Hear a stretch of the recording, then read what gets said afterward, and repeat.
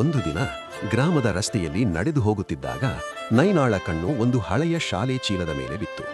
ಆ ಚೀಲ ತುಂಬಾ ಹಳೆಯದು, ಆದರೆ ಒಳಗಿನಿಂದ ಒಂದು ಚಿಕ್ಕ ಮಗುವಿನ ಪುಸ್ತಕಗಳು ಕಾಣಿಸುತ್ತಿದ್ದವು.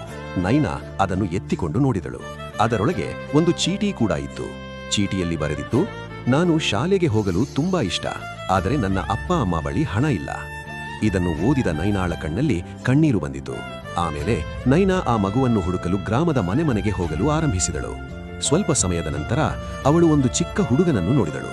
ಅವನು ಮರದ ಕೆಳಗೆ ಕುಳಿತು ಪುಸ್ತಕವಿಲ್ಲದೆ ಓದಲು ಪ್ರಯತ್ನಿಸುತ್ತಿದ್ದನು. ನೈನಾ ಅವನಿಗೆ ಆ ಚೀಲವನ್ನು ಕೊಟ್ಟಳು ಮತ್ತು ಹೊಸ ಪುಸ್ತಕಗಳು ಮತ್ತು ಶಾಲೆ ಸಾಮಾನುಗಳನ್ನು ಕೊಟ್ಟಳು. ಆ ಹುಡುಗ ತುಂಬಾ ಸಂತೋಷಪಟ್ಟನು. ಅವನ ಕಣ್ಣಲ್ಲಿ ಸಂತೋಷದ ಕಣ್ಣೀರು ಕಂಡಿತು. ಸ್ವಲ್ಪ ದಿನಗಳಲ್ಲಿ ಆ ಹುಡುಗ ಮತ್ತೆ ಶಾಲೆಗೆ ಹೋಗಲು ಆರಂಭಿಸಿದನು. ಕೆಲ ವರ್ಷಗಳ ನಂತರ ಅವನು ಒಬ್ಬ ಶಿಕ್ಷಕನಾಗಿ ಅದೇ ಗ್ರಾಮದಲ್ಲಿ ಮಕ್ಕಳಿಗೆ ಉಚಿತವಾಗಿ ಪಾಠ ಹೇಳಲು ಆರಂಭಿಸಿದನು. ಆ ದಿನ ನೈನಾಳಿಗೆ ಅರ್ಥವಾಯಿತು, ಒಬ್ಬರಿಗೆ ಮಾಡಿದ ಚಿಕ್ಕ ಸಹಾಯ ಕೂಡ ಅವರ ಜೀವನವೇ ಬದಲಾಯಿಸಬಹುದು. ಕಥೆ ನಿಮಗೆ ಇಷ್ಟವಾದರೆ ಥಮ್ಸ್ ಅಪ್, ಲೈಕ್ ಮಾಡಿ ಮತ್ತು ಹೃದಯ ಚಾನೆಲ್ ಸಬ್ಸ್ಕ್ರೈಬ್ ಮಾಡೋದನ್ನು ಮರಿಬೇಡಿ.